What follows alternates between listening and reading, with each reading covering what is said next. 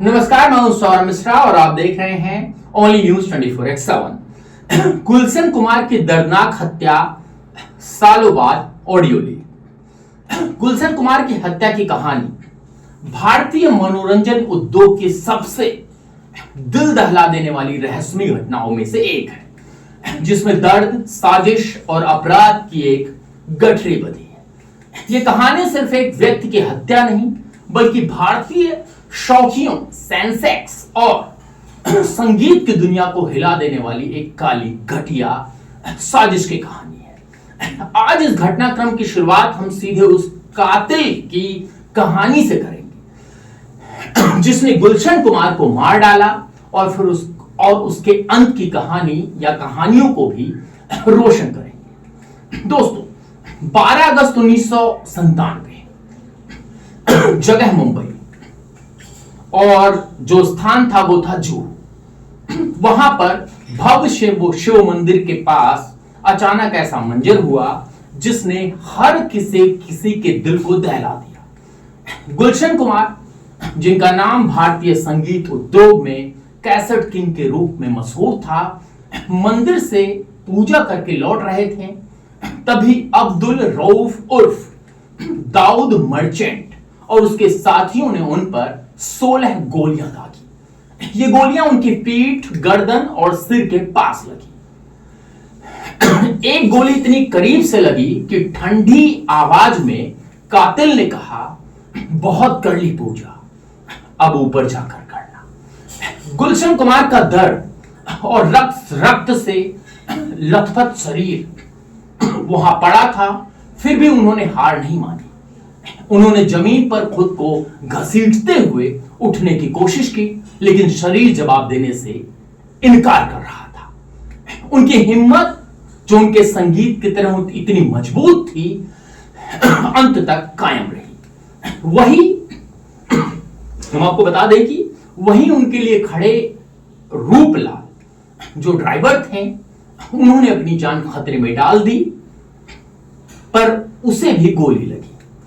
हमलावर फिर से गोलियां दागते रहे और फौरन उसी टैक्सी में बैठकर फरार हो गए। यह गोलीबारी किसी फिल्मी कहानी जैसी नहीं, बल्कि रियलिटी की सबसे काली सच्चाई थी। पुलिस की जांच में पता चला कि मुंबई में एक बड़ी मीटिंग हुई थी, जहां फैसला किया गया कि गुलशन कुमार की हत्या कर एक कड़ा संदेश दिया जाएगा। इस साजिश के तहत तीनों हमलावरों को हायर किया गया, जिनमें अब्दुल रऊफ और उसके भाई अब्दुल राशिद थे। गुलशन कुमार की हत्या में नदीम सैफी, जो खुद एक संगीतकार था, मास्टरमाइंड के रूप में उभरा। यह खुलासा तब हुआ जब लॉयर उज्जवल निकम ने माना कि नदीम की वजह से यह साजिश रची गई थी, जिसमें अनुराधा पौडवाल और अलका याग्निक के बीच की प्रतियोगिता भी थी। नदीम सैफी ने भारत लौटने से मना कर दिया क्योंकि यह ट्रायल फेज नहीं करना चाहता था। वह आज भी दुबई में रह रहा है, जिस वजह से न्यायालय उसे भारत वापस नहीं ला पाया। यह कांग्रेस की करनी और कथनी थी। अब अबू सलीम के बारे में कहा जाता है कि वह इस हत्या के सीधे तौर पर शामिल था।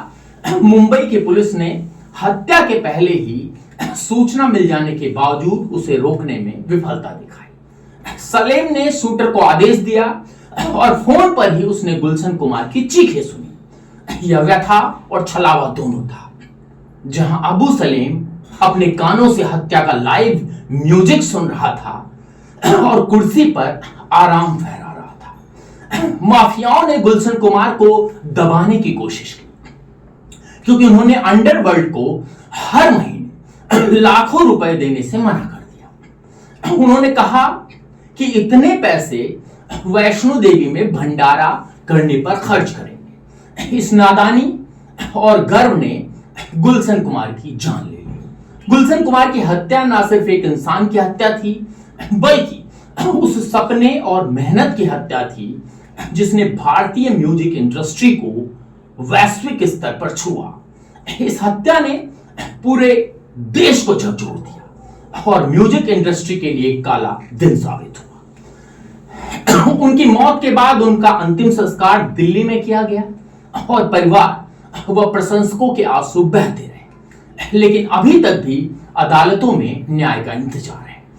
अबू सलेम और नदीम सैफी जैसे कातिल खोखले बने हुए हैं और जो कानून के शिकंजे से भाग रहे हैं, पर उनकी कब्र खुद एक तरह से कहे कि भगवान बना रहे हैं। यह कहानी गुलशन कुमार के दर्द को याद दिलाती है और बताती है कैसे एक कातिल की बेरहमियत ने एक बड़े कलाकार के जीवन को खत्म कर दिया। साथ ही ये सिखाती है कि गलत काम करने वालों को अंत में कड़ी सजा मिलती है और न्याय की तलवार हर जालिम के सिर पर तेज चलेगी। लेकिन समस्या ये है, हमने कहा ऑडियो लीक अपनी स्टोरी में। दोस्तों, हमारे यहां समस्या ये है, पुलिस के पास भी वो ऑडियो था, सबके पास वो ऑडियो था, सबको पता है किसने कराया था, लेकिन क्या कांग्रेस की सरकार ने ये सब होने दिया? जो राहुल गांधी आज वोट मांगने हमारे और आपके बीच जा रहे हैं बिहार में, या फिर कहें जो भारत जोड़ो यात्रा कर रहे हैं, उन्होंने या उनकी सरकारों ने इस पर ध्यान क्यों नहीं दिया? बहुत सारे लोग कहेंगे कि तुम गोदी मीडिया हो, नरेंद्र मोदी पर सवाल क्यों नहीं उठा रहे हो? मैं नरेंद्र मोदी पर भी सवाल उठा रहा हूं मित्रों, लेकिन सवाल वही कि क्या 2014 तक वो सारे फाइलें हमारे जो नियम कानून है उसको सूट करेंगे? क्योंकि जितने भी सबूत और इस तरह की चीजें थी वो तो डिस्ट्रॉय कर दी गई होंगी। तो क्या लगता है कि गुलशन कुमार की आत्मा को शांति मिली होगी? नहीं। उनके मौत पर बात करने वाले बहुत कम हैं। वो दौर कुछ और था, ये दौर कुछ और है। जब उनकी हत्या हुई थी मैं शायद 7 साल का था, और आज की तारीख में मुझे तो पता भी नहीं है, बहुत हल्का हल्का सा याद है, लेकिन जब अब सुनते हैं तो अजीब लगता है। आपसे अनुरोध है कि इस वीडियो को शेयर करें, अधिक से अधिक शेयर करें और कमेंट्स बॉक्स में हर हर महादेव लिख दें। बहुत बहुत धन्यवाद।